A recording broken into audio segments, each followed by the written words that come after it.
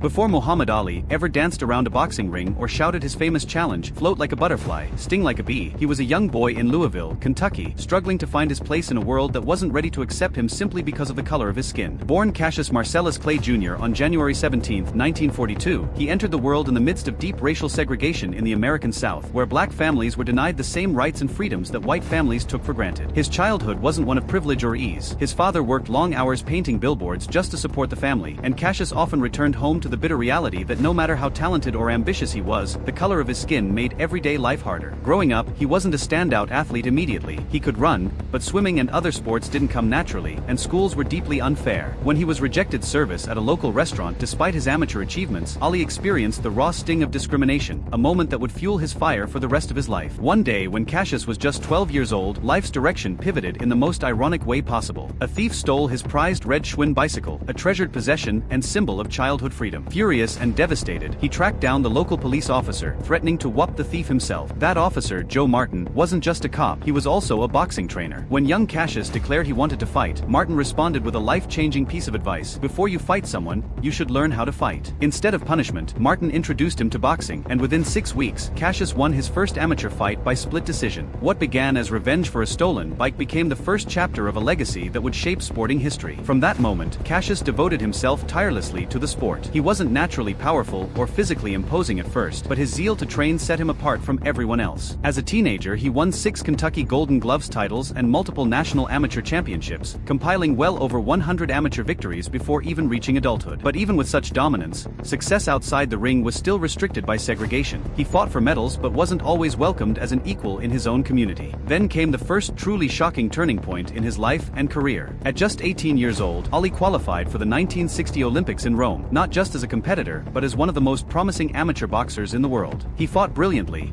displaying remarkable speed and footwork that bamboozled opponents twice his age, and ultimately brought home the Olympic gold medal, a defining achievement that marked him as America's next great boxing hope. But when he returned home, the same society that had denied him dignity still didn't change overnight. He stood on the Olympic podium and represented his country with pride, yet the very society that cheered his victories still refused him equal service in local establishments. This contrast between global triumph and local injustice carved a deeper fire into his spirit. Soon after, Cassius Clay shocked the world again, this time in professional boxing. In 1964, at just 22 years old, he shocked the reigning heavyweight champion Sonny Liston, widely feared for his destructive power, and won the world heavyweight title in one of the greatest upsets in sports history. Analysts later revealed that Liston was a brutal favorite. Many experts didn't even give Clay a fighting chance, yet the young challenger fulfilled his bold prediction in front of global audiences. 2 days later, he made another stunning announcement by aligning himself with the Nation of Islam and changing his name to Muhammad Ali. That decision sparked intense controversy at a time when racial tensions and religious divisions were at their peak in the United States, confirming that Ali was never just a boxer, he was a symbol of defiance and transformation. The momentum of his early life wasn't simply built on athletic prowess, it was built on confrontation with societal rejection, racial adversity, and moral courage. His refusal to be drafted into the Vietnam War in 1967, declaring "I ain't got no quarrel with them Viet Cong," led to his heavyweight title being stripped and a ban from boxing for over 3 years, a controversy that split public opinion and ignited national debate about race, war, and personal conviction. The fact that one of the world's greatest athletes was willing to give up his prime years and face criminal charges, rather than betray his conscience, shocked people worldwide and elevated Ali from sports icon to cultural revolutionary. All of these early life events, from a stolen bicycle to Olympic gold, from segregation to moral battles against war, weren't isolated moments. They were the foundation of his legendary reputation. Muhammad Ali's childhood adversity didn't just make him a great boxer, it shaped a man who transformed sport, challenged the status quo, and inspired millions to believe that courage and self-belief can triumph over injustice and limitation.